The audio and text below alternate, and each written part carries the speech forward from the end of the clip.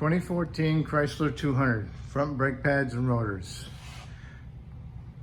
Make sure you got the vehicle jacked up and supported. Remove your front tires, and then you're gonna need to remove the rotor.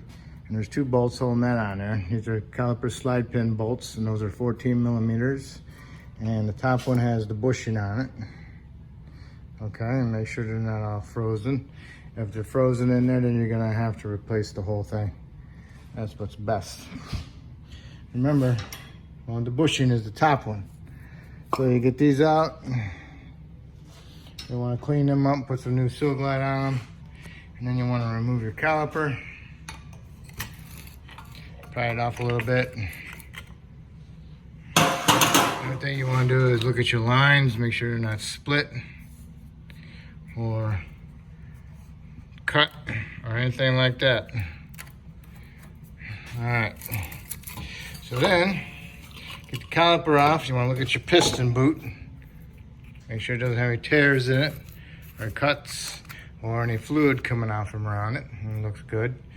So then you need to push the piston in with a C-clamp and the old pad, or big pair of channel locks. If it pushes in really hard, make sure your lines aren't pinched like that. Make sure they're even. Nice flow for the return. And if they push in decently, then they're good. If they're locked up and they don't want to be pushed in, then you got to make sure and diagnose if it's a hose or if it's the piston froze up. Okay? So you set that aside. Then you need to remove the caliper bracket, and that's got two 18 millimeter bolts on it, one here and one here. Remove those. Caliper bracket bolts. There's your caliper bracket.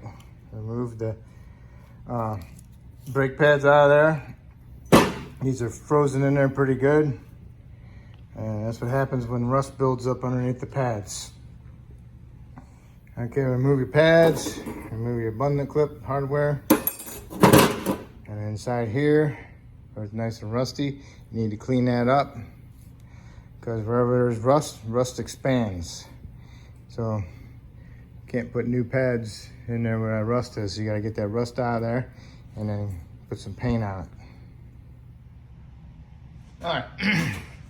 Now if your rotor's stuck on there, spray with some Pentrin around it, around the studs and around the hub, and get yourself a decent sized hammer. I'm not reusing these rotors because they're bad, but if you're reusing them, I have to hit them in between the studs. The vibration will break them loose, but if you're not going to keep it, then you can, best off to do would be to put a wheel stud on there so it doesn't fall off and land on your foot or even on your air hose.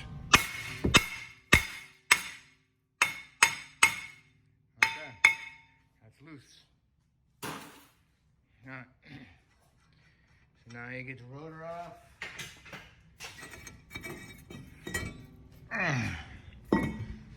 All right, this is a stepped hub. This part here in the center is lower than the outers, inner and outer.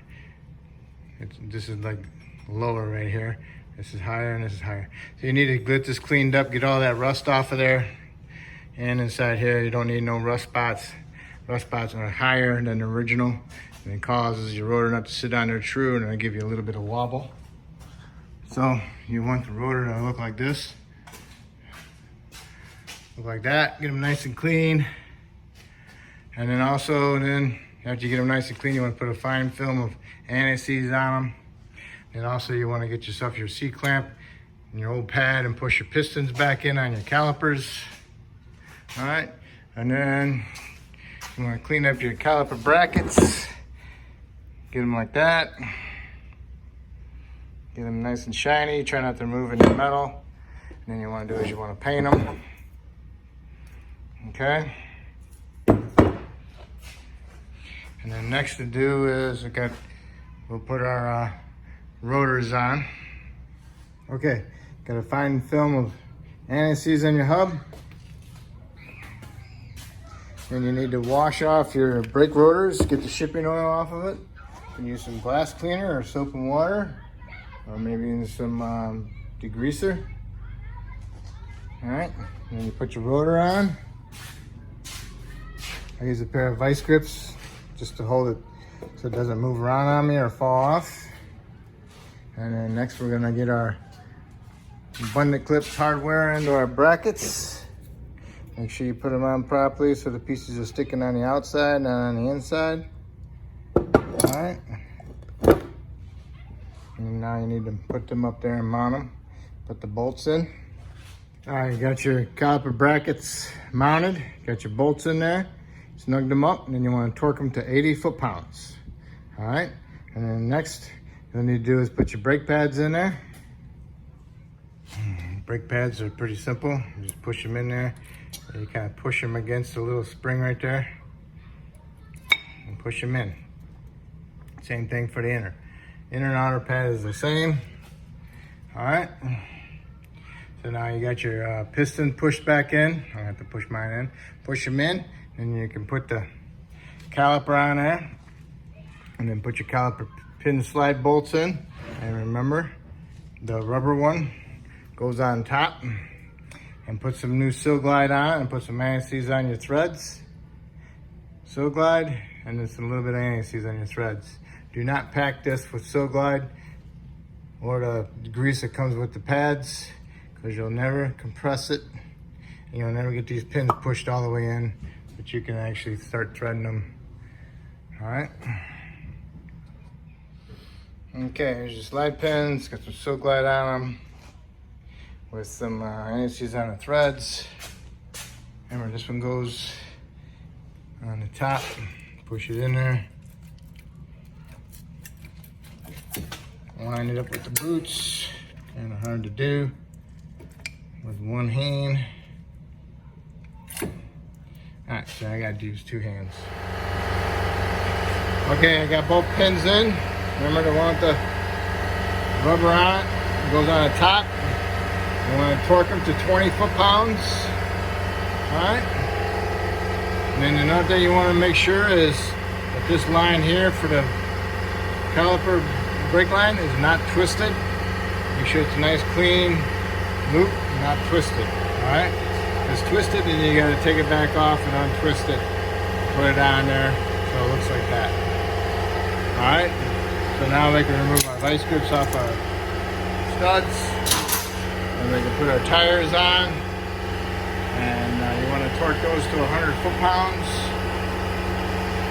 And you got both sides done, torqued up, lower down to the ground, go inside the vehicle, push the pedal a couple times to the floor, make sure you got a decent firm pedal, go inside underneath the hood, wipe off the master cylinder cap, and then top off the fluid, put the cap back on, go inside the vehicle, start it up, push the pedal to the floor a couple times, make sure you got a good firm pedal, and now you're ready to put it in driver reverse. Do not just go inside the vehicle and put it in driver reverse without pumping the pedal first.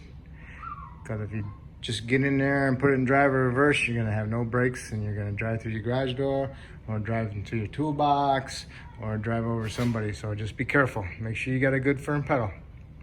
And that's it. That's how you do your front brakes. And if I helped you out, that's awesome. Maybe you can help me out by subscribing. If you already did, I want to thank you. Okay.